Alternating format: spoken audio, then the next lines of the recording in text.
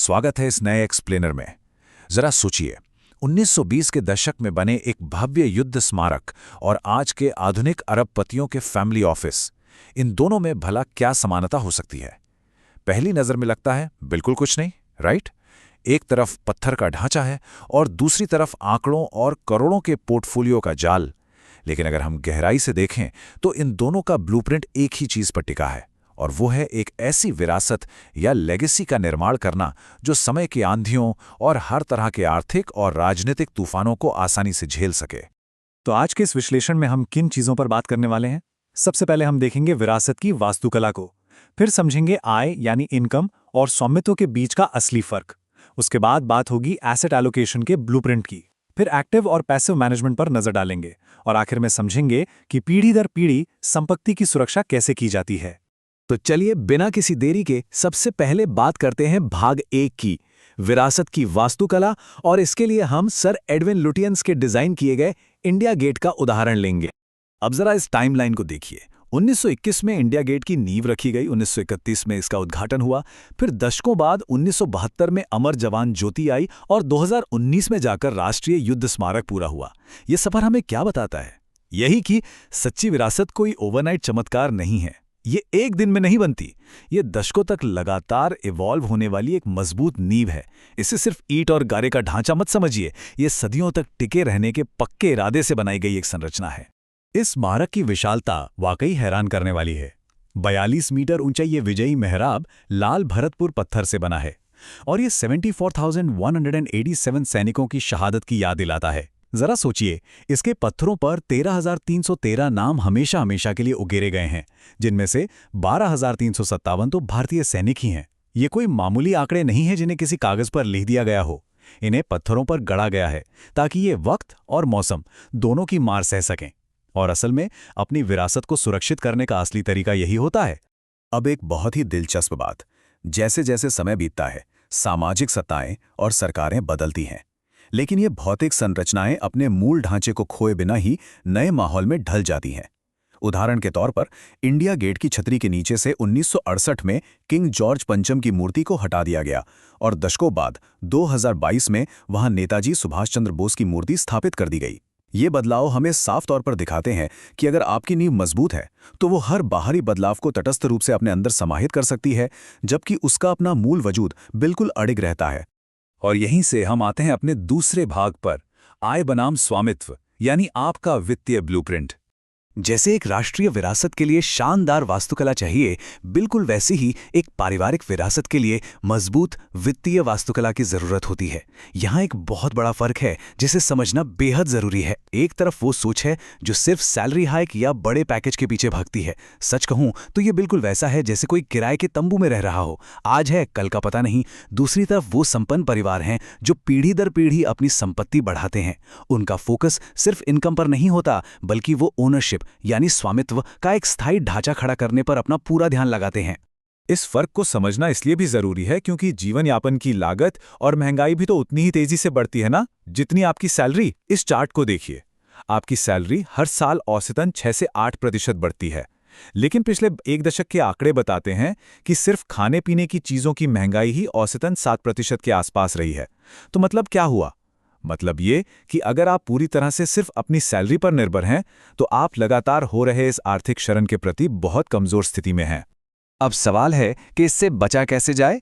इसका जवाब है भाग 3 में, एसेट एलोकेशन का ब्लूप्रिंट, यानी एक मजबूत पोर्टफोलियो का निर्माण।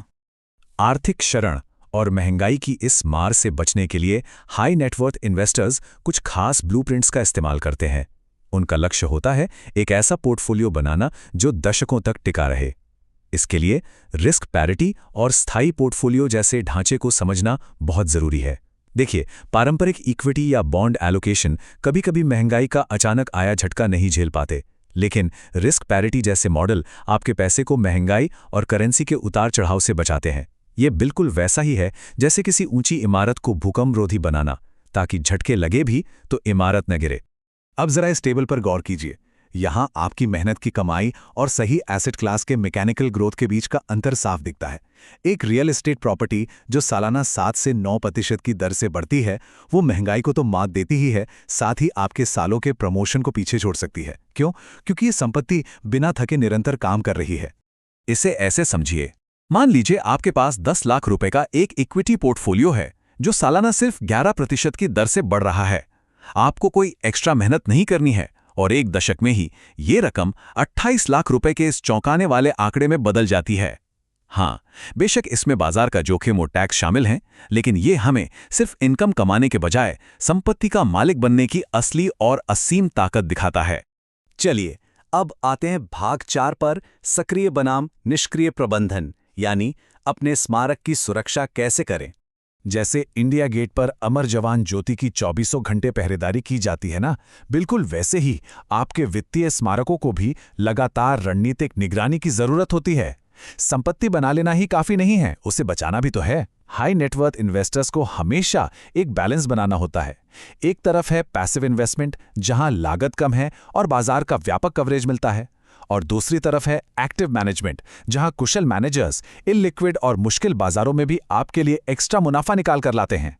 जो बड़े और स्ट्रक्चर्ड परिवार होते हैं, वो खास तौर पर अस्थिर बाजारों में अपने जोखिम को कम करने के लिए काफी एडवांस टूल्स का इस्तेमाल करते हैं। स्क्रीन पर दिख रहे इन टूल्स को देखिए। Multi market funds, equity long short strategies या ग्लोबल आर्बिट्राज। इन अंतर्राष्ट्रीय एसेट एलोकेशन रणनीतियों का सबसे बड़ा फायदा यह है कि अगर घरेलू स्तर पर कोई राजनीतिक या आर्थिक उथल-पुथल होती भी है, तो ये टूल्स आपकी संपत्ति को एक ग्लोबल सुरक्षा कवच प्रदान करते हैं। और अब हमारा आखिरी लेकिन शायद सबसे महत्वपूर्ण हिस्सा, भाग 5, पीढ़ी दर पीढ़ी संपत्ति की सुरक्षा के लिए कानूनी और प्रशासनिक दीवारें। देखिए, कोई भी स्मारक बिना सुरक्षा दीवारों के लंबे समय तक खड़ा नहीं रह सकता।